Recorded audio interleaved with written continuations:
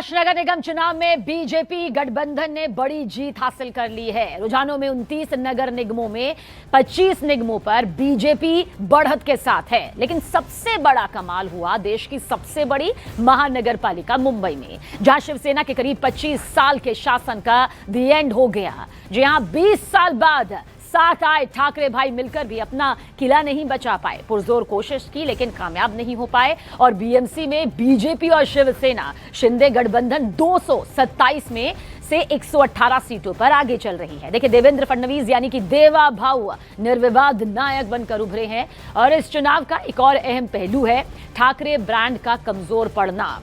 मुंबई में पिछले 25 साल से ठाकरे परिवार का राज था, लेकिन बीजेपी और शिंदे गुट ने ठाकरे का वो किला भी ढहा दिया। 45 साल में देखिए पहली बार बीजेपी बीएमसी में सबसे बड़ी पार्टी बनकर उभरी है। अब वो मुंबई में पहली बार अपना मेयर बना सकती है। देवेंद्र फडणवीस और इन दोनों की जोड़ी ने ऐसा कमाल दिखाया।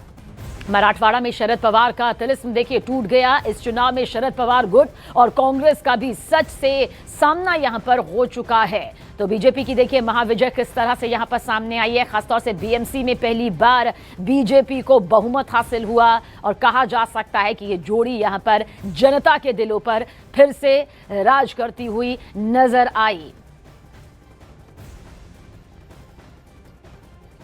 और बीएमसी का चुनाव देखिए इस बार बेहद खास इसलिए भी हो गया था क्योंकि इन महानगर पालिकाओं के चुनाव में जितना दमखम पार्टियों के जरिए लगाया गया, राजनीतिक विश्लेषक यही कहते नजर आए कि ये पहली बार नजर आया जब इतनी कड़ी चुनौतियां जो है एक दूसरे को यहां पर पार्टियां देती नजर आई और बिल्कुल ऐसा लगा मानो जैसे विधानसभा का चुनाव हो रहा हो और ठीक वैसी ही ताकत जो है वो राजनीतिक दलों की तरफ से झोंकी गई हो। लेकिन जाहिर सी बात है जिस तरह से बीजेपी की एक लंबे वक्त बाद शानदार वापसी यहां पर देखने को मिली है, या फिर यूं कहिए कि पहली बार जो है बीजेपी अब अपना मेयर यहां से बनाती हुई नजर आएगी, उसने ये जरूर बता दिया कि महाराष्ट्र की जनता, खासतौर से अगर मुंबई के लहजे से देखें, आर्थिक राजधानी के लहजे से देखें, क्योंकि सबसे ज्यादा नजर यहां पर टिकी हुई थी, वो अग्नि परीक्षा यहां पर बीजेपी पास करती हुई आगे बढ़ती हुई नजर आई है।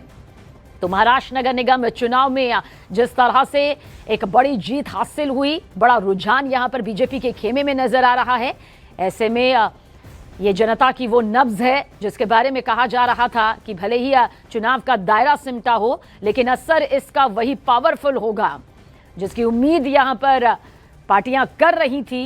हालांकि बड़ा झटका उन ठाकरे भाइयों के लिए जिनकी राहें सालों पहले अलग हो गई थी, लेकिन फिर बीएमसी के इस चुनाव में जाकर आखिरकार मिल गई, पर उसका वो आंकड़ों के तौर पर, सियासी गणित के तौर पर फायदा नजर नहीं आया जिसके बड़े बड़े दावे यहां पर किए जा रहे थे।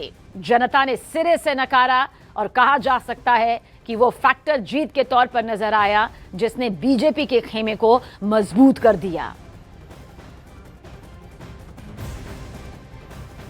ये जो विजय है महाराष्ट्र की जनता का, हमारे प्रधानमंत्री मोदी जी पर जो विश्वास है, उस विश्वास की यह विजय है।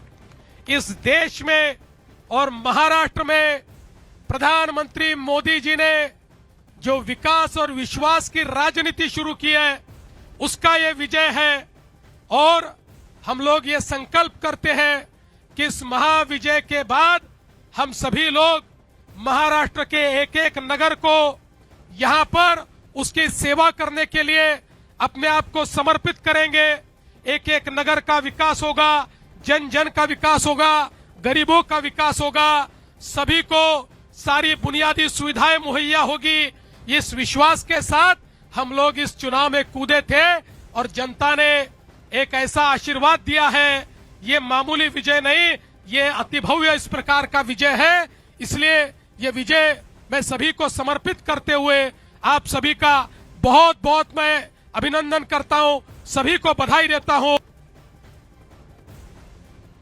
और देखिए, रिकॉर्ड तोड़ जीत के बाद बीजेपी दफ्तर में जीत का जश्न मनाया गया। मुख्यमंत्री देवेंद्र फडणवीस का भव्य स्वागत किया गया। कार्यकर्ताओं ने देवेंद्र फडणवीस को फूलों की माला पहनाई। ढोल नगाड़ों की गूंज चारों तरफ यहां पर सुनाई दी गई। देवेंद्र फडणवीस ने एक बार फिर दोहराया कि मुंबई का महापौर मराठी हिंदू होगा।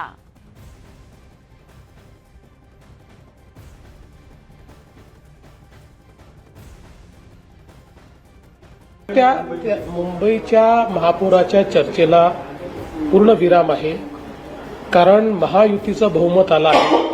महायुतीने पहिल्यांदाच स्पष्ट केलेलं आहे, महापौर महायुतीचा, महापौर मराठी, महापौर हिंदू. फिर पॉजिटिव वोट के साथ 5 साल के लिए जनता ने हमको बहुत मेजोरिटी से चुन के दिया है, रिकॉर्ड ब्रेक. और इसका जनता का विश्वास और प्रेम, ये हमारी सबसे बड़ी ताकत है.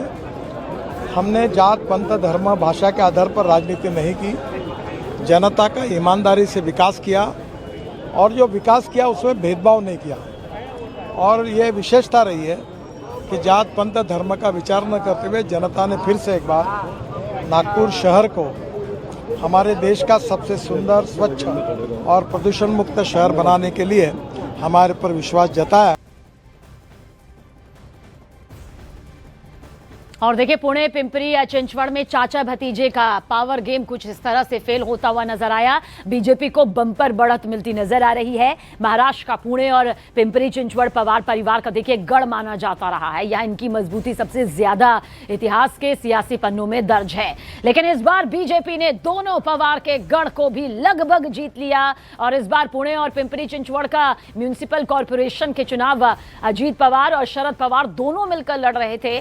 पुणे में बीजेपी 110 सीटों पर आगे चल रही है, तो वहीं पिंपरी चिंचवड़ में बीजेपी 81 सीट पर आगे चल रही है. साथ ही अपडेट आप तक पहुंचा दें कि अजीत पवार पुणे और पिंपरी चिंचवड़ में पार्टी के पुराने गढ़ों को बचाने में नाकाम रहे और बीजेपी ने एनसीपी के दोनों गुटों को करारी शिकस्त यहां पर दी.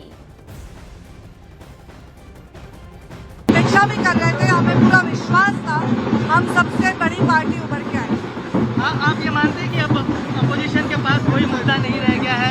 अब क्या बोलेंगे? ठाकरे ब्रांड का एक ब्रांड बोल बजाते थे कि ठाकरे ब्रांड आएगा, मुंबई कब्जे में आएगी. मैं किसी और के बारे में कटाक्ष करूंगी नहीं. मैं यही कहूंगी हमारा विकास का मुद्दा जो जेन्युइन था वो लोगों ने अपनाया. प्रधानमंत्री नरेंद्र मोदी ने इस बार बम्पर जीत पर महाराष्ट्र की जनता को बधाई दी. महाराष्ट्र में बम्पर जीत पर पीएम मोदी का सोशल प्लेटफॉर्म एक्स पर पोस्ट आया. पीएम मोदी ने एक्स पर लिखा, धन्यवाद महाराष्ट्र. एनडीए के जनहित सुशासन को जनता का समर्थन मिला. जनमत महाराष्ट्र को विकास और तरक्की देगा.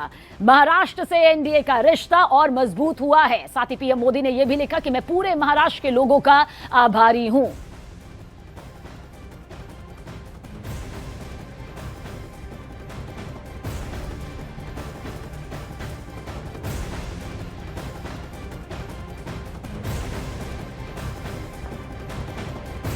और वहीं महाराष्ट्र के डिप्टी सीएम एकनाथ शिंदे से हमारी सहयोगी पंकज भार्गव ने बात की और साथ ही इस जीत को उन्होंने किस तरह से अहम बताया, ये समझने की कोशिश की. एकनाथ शिंदे साहब, बहुत बहुत स्वागत आपका न्यूज 18 इंडिया पर. पहले तो आपको ढेर सारी बधाइयां, बहुत शुभकामनाएं. क्या आपको लगता है ऐसा आपने क्या किया कि इतनी शानदार लैंडस्लाइड विक्ट्री मिली है आपको? नहीं, बिल्कुल, क्या खाली डेवलपमेंट का काम किया है, विकास का काम किया है. सर, मुंबई की जब बात होती है तो मुंबई को शंघाई बनाने की बात होती है, लेकिन जब जब बरसात होती है एक बड़ी अलग सी तस्वीर सामने आती है. तो अब जैसा आप कह रहे हैं सर, ट्रिपल इंजन की सरकार है, केंद्र में सरकार, राज्य में सरकार, और अब यहां नगर निगम भी अब आपके पास. तो अब ये वादा करते हैं आप महाराष्ट्र की जनता से कि एक अलग महाराष्ट्र, एक अलग मुंबई देखने को मिलेगा जो बेहद खूबसूरत हो. बिल्कुल, लोग जैसे चाहते हैं मुंबई आर्थिक राजधानी हमारे देश, और मुंबई जैसे लोग चाहते वैसे मुंबई को करेंगे. और मुंबई वैसे सुविधा भी मिलनी चाहिए. और ये सभी जो मसले हैं, सभी जो दिक्कतें हैं मुंबई वासियों, वो ट्रैफिक की हो या पानी की हो और बरसात की हो, वो सभी को हम दूर करेंगे. पूरी तरह मुंबई वासियों को राहत देंगे. सर, जो नेक्स्ट जनरेशन है, अगर मैं बात करूं आदित्य ठाकरे की, तो वो कहते थे कि ये तो गटर मीटर वाला इलेक्शन है, इसलिए हम धर्म और जाति की बात नहीं करते. लेकिन दूसरी तरफ राज ठाकरे साहब खुद और उनके बेटे कहते थे मेरे पिताजी को मुख्यमंत्री बना दो, हम ट्रेनें रोक देंगे. और फिर जो गैर मराठी हैं उनके साथ जो बर्ताव होता था, मैं लात मार दूंगा, इस तरह की शब्दावली का प्रयोग होता था, उसको नकारा है महाराष्ट्र की जनता ने. तो क्या अब एकदम सेफ फील करेंगे जो गैर मराठी हैं वो भी महाराष्ट्र में, मुंबई में? ये गटर वाटर मीटर होता है, 25 साल में नहीं छुड़ाया वो भी, और सिर्फ लोग को बढ़ाने का काम किया है।